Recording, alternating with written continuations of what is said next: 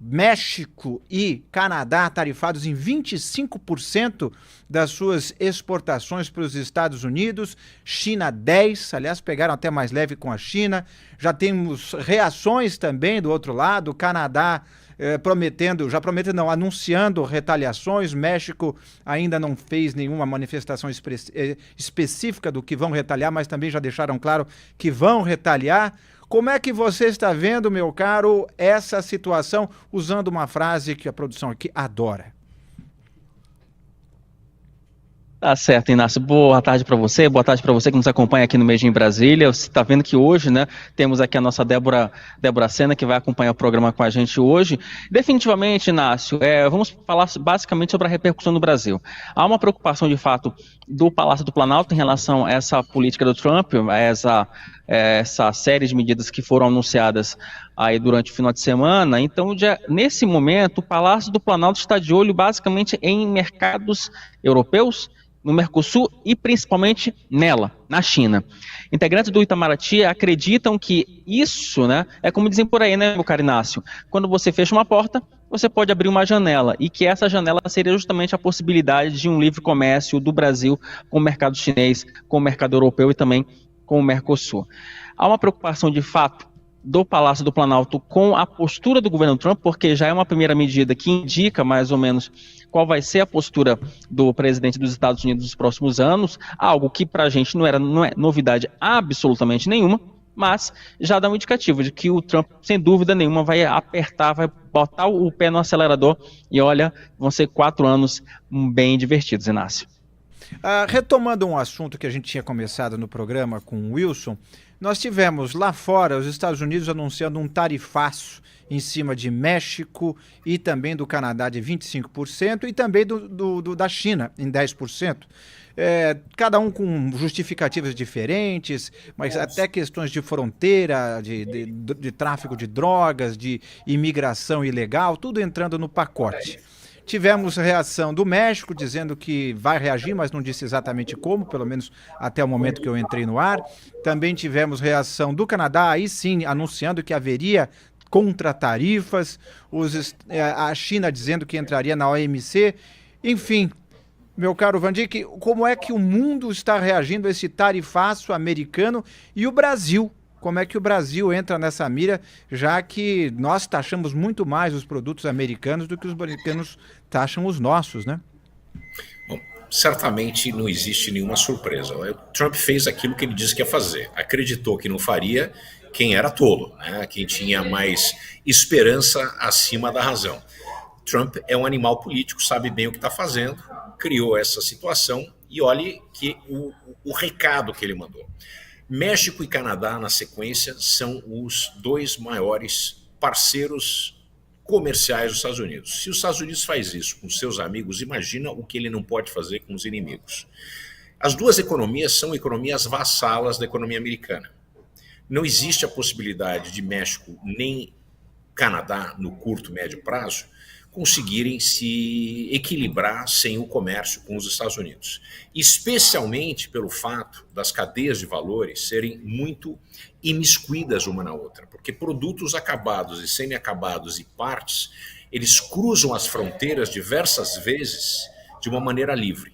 O nível de integração das economias americanas, canadense e mexicana são inéditas em qualquer relação trilateral que exista ou que possa ter existido. É muito mais profunda a integração do que acontece na União Europeia, ainda que seja muito mais complexa a reunião de 28 países. E a relação é muito de vassalo com o mestre, que seria os Estados Unidos. Então a preocupação que eu tenho é que nós vamos ter uma crise séria, tanto no México como no Canadá, e aumentar tarifas, como disse o primeiro-ministro canadense, não vai resolver o problema, porque a relação comercial com os Estados Unidos é muito maior do lado americano do que do lado canadense. Então é mais ou menos aquela máxima do faz quem pode, né, e obedece quem tem juízo. Isso é muito interessante, porque veja que o Donald Trump, com o seu maior inimigo, pelo menos dito como inimigo, que é a China, não deu um tarifaço de 25%, e sim de 10%, o que me mostra que é uma bandeira branca. Em resposta à China, que poderia ter atuado com uma contrapartida de mais tarifas de 10% contra os bens americanos, não tomou essa decisão e foi muito astuta, mostrando abertura para a negociação de algum tipo de deal entre os Estados Unidos e a China, porque disse que vai retalhar na OMC.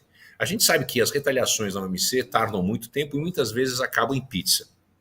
E para que uma decisão da OMC possa ser, de fato, levada a cabo, você precisa manter essa ordem global que é imposta pelos Estados Unidos.